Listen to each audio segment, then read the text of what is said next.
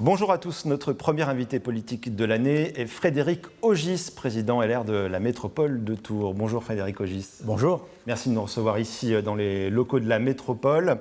6 septembre 2021, 22h30, certains y voient comme la date et l'heure de l'avis de décès de la métropole. Est-ce que vous êtes d'accord avec ça? Je n'ai pas dû vivre la même soirée. Suite au départ le 11 juillet des élus de Tours, de Ballan et de Notre-Dame-de-Haut, il a fallu reconvoquer, puisqu'ils avaient démissionné de leur poste, un conseil métropolitain le 6 septembre. On a essayé jusqu'au dernier moment de trouver une solution. 3 vice-présidences en jeu. Nous, on souhaitait plutôt qu'on les fasse les unes après les autres. Emmanuel Denis et ses amis étaient plutôt sur un bloc. Et sur un des blocs, il y avait une vice-présidence qui posait problème, c'était celle de M. Thierry Chailloux, où on sentait... Le maire de Ballan-Miré. Oui. Thierry, alors pourquoi? On sentait qu'il y avait une volonté de challenger, c'est-à-dire qu'il y a un candidat contre lui. Moi, proposé par votre groupe. J'ai préféré, moi, prévenir Emmanuel Denis qu'il y aurait peut-être un souci sur cette élection. Puisqu'on était sur essayer de retrouver un accord global, je ne pouvais pas laisser 18, 19e vice-président passer tranquillement et arriver au 20e. Il y a un souci, redémission, j'ai préféré prévenir. Patrick Lefrançois, le maire de Notre-Dame-de-Haut, a dit autant qu'on passe cette première vice-présidence où Thierry Chailloux s'est présenté, un autre maire qui n'est pas de ma sensibilité politique, mais qui est quelqu'un d'important, parce que Saint-Étienne-de-Chigny manque créateur. C'est donc le maire de Saint-Étienne-de-Chigny. Résultat, l'accord qui était prévu a capoté. Résultat, aujourd'hui, comment vous expliquez aux Tourangeaux, qui représentent 45% de la population de la métropole, qu'ils n'auront pas voix au chapitre dans l'exécutif? Alors, c'est un raccourci, puisque d'abord, il y a 2 vice-présidents qui sont dans la minorité municipale de Tours. Oui, mais ils ne sont pas dans la minorité de la métropole. Donc, ils travaillent dans l'intérêt des Tourangeaux. Et également 3 membres de bureau. Madame Cabane, Madame Delagarde et Madame Métro, que je voudrais souligner. Elle fait partie de l'équipe de M. Denis. Elle a considéré lundi soir qu'il fallait qu'elle reste au bureau dans l'intérêt du territoire. À un moment donné... Ça n'a pas le même poids, Frédéric Ogis. Oui, mais il n'y a pas le même poids, mais... Est-ce que je peux faire quelque chose contre une volonté militante des élus de Tours face à la volonté de 19 villes sur 22 qui décident de travailler pour leur territoire? C'est vous qui avez décidé de réduire le nombre de vice-présidences dévolues à la ville de Tours et à la majorité municipale de la ville de Tours. C'est pas parce que vous avez 8 vice-présidents que votre dossier avance plus vite.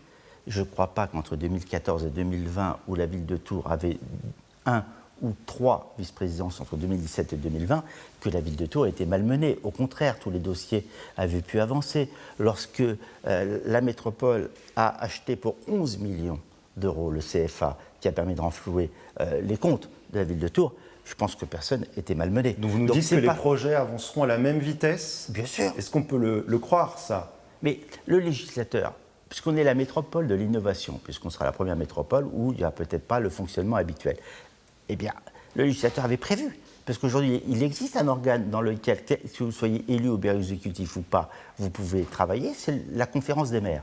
Les 22 maires. Alors justement, je les convoquerai. Emmanuel Denis vous reproche de ne pas l'avoir convié lors de la première conférence des maires. Ce n'était pas une conférence des maires, c'était une réunion de majorité. Et Emmanuel Denis, je ne lui en fais pas le reproche, a réuni plusieurs fois ses amis en mairie de Tours pendant l'été. Il ne m'a pas convié. Je n'ai pas trouvé que c'était pas sympa. J'ai considéré que c'était normal. Ils avaient une discussion. Moi, il y a 19 maires qui sont restés dans la salle le 11 juillet. Une réunion de rentrée de cette majorité a eu lieu dans la métropole. J'ai rien à cacher. Mais ce n'était pas une conférence des maires. Effectivement, c'était une mini-conférence des maires, parce que 19 maires travaillent déjà avec moi. 3 maires, aujourd'hui, ne travaillent pas, mais ils travailleront demain. Frédéric Ogis reste le symbole, l'image, on le voit sur les réseaux sociaux. Aujourd'hui, les commentaires risés, spectacles ridicules, petits arrangements. Entre amis, ce sont les commentaires qu'on retrouve. Il y a aussi cette image, on vous voit griffonner des noms, des chiffres avec le maire de Tours, essayer de négocier. Oui. On parle de tambouille politicienne. Est-ce que vous allez pouvoir ramener la confiance des habitants de la métropole dans cette métropole?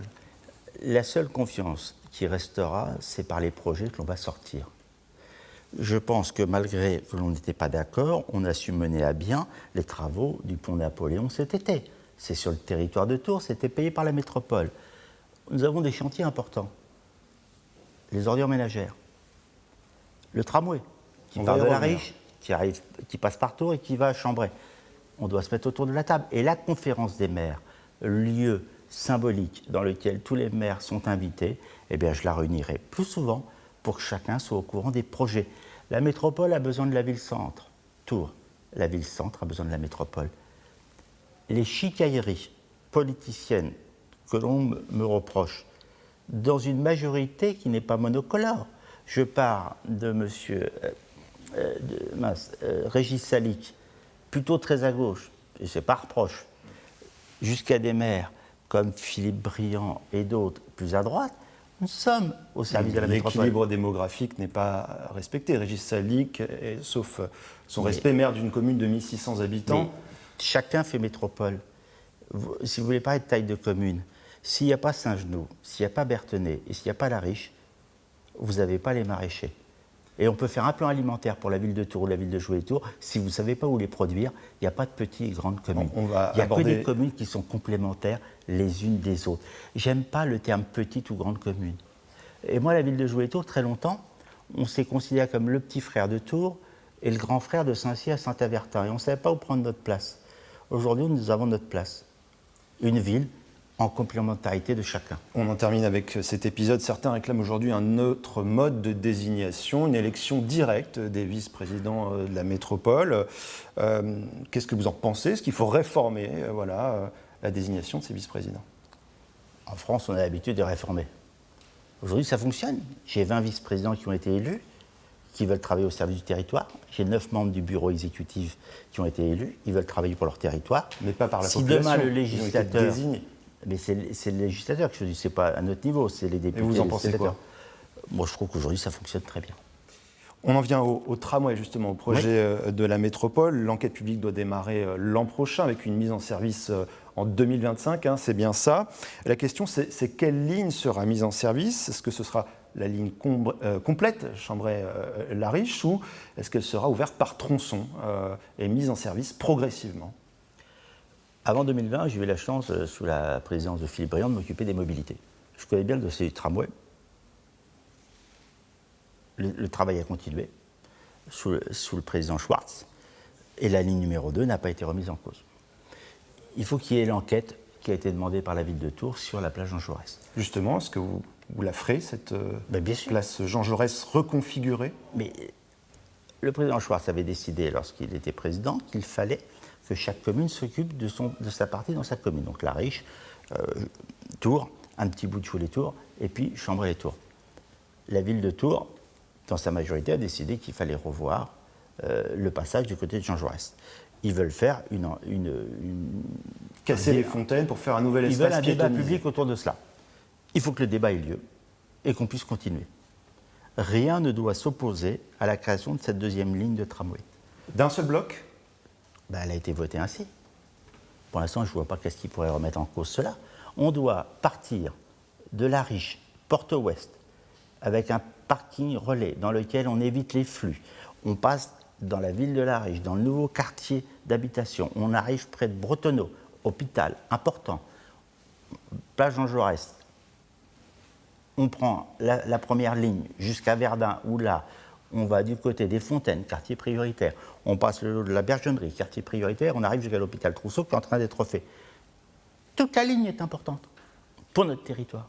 Donc on note bien aujourd'hui qu'elle sera faite d'un seul tenant et mise en service d'un seul tenant. On passe à l'aéroport, que vous connaissez bien aussi. Donc on a bien compris que vous, aux manettes, l'aéroport continuera de fonctionner. 190 000 voyageurs à ce jour. La question c'est comment et avec quelle compagnie? L'aéroport est lié à Ryanair jusqu'en 2023.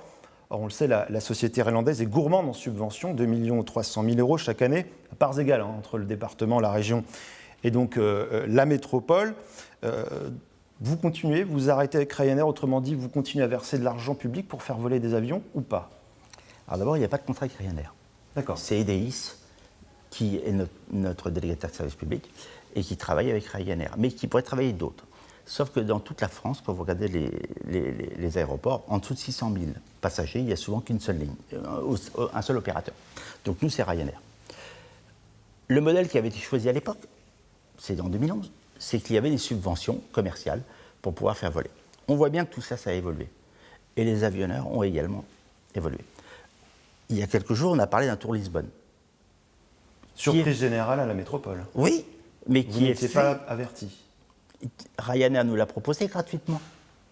Il ne demande pas. Bruno Fenet, hein, Oui. le maire de Parcé-Mélé, président du 5e mix de l'aéroport, a indiqué qu'il avait découvert dans la presse cette nouvelle ligne. Voilà, alors, on l'a découvert, mais en 2018-2019, avant la Covid, on en avait entendu parler. Donc Ryanair a aussi évolué dans sa relation avec nous. Auparavant, Tours-Marseille, c'était 6 mois par an et on versait des subventions. On n'a pas versé 1 euro de plus et pourtant la ligne maintenant fait toute l'année. Donc là, pour 2 300 000 euros, si je comprends bien, chaque année, Oui. il y aura une ligne supplémentaire, Tours-Lisbonne. Tours-Lisbonne et Tours-Marseille toute l'année. Donc Ryanair est le bon opérateur aujourd'hui. Je n'ai pas dit que c'était le bon opérateur, on en a souvent discuté. Moi, ce que j'aime, c'est la concurrence. Quand j'ai été président de l'aéroport, j'ai toujours cherché à avoir d'autres compagnies aéroportuaires qui pourraient venir. C'est toujours notre volonté. Alors, Ryanair comment ou vous un autre, eh ben, il faut se faire connaître. Si on ne va pas voir les gens, on n'est pas connu. Il y avait un certain nombre de compagnies avant la crise du Covid qui étaient intéressées par notre aéroport. Le modèle économique que l'on veut mettre en place, c'est un modèle dans lequel on ne verse plus de subventions et l'aéroport est une plateforme de mobilité. Alors, quelle compagnie était intéressée?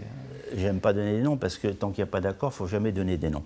Mais quand on est une plateforme de mobilité, c'est-à-dire qu'aujourd'hui, tous les bus de grands voyages qui vont jusqu'à la rue Édouard Vaillant et qui polluent le boulevard Hortelou, qui polluent Tours-Centre, faisons une gare routière du côté de l'aéroport. Si vous faites une gare routière à l'aéroport, vous ne vendez plus un Tours-Lisbonne, mais peut-être un Châtellerault-Marrakech, dans lequel Châtellerault-Tours, c'est dans un bus, vous descendez de votre bus, vous prenez l'avion qui est juste de l'autre côté de la rue, et vous avez une plateforme de mobilité. Donc là, vous attirez de nouveaux voyageurs, vous devenez rentable à part entière Oui. sans avoir à verser de subventions. C'est Bien ça évidemment.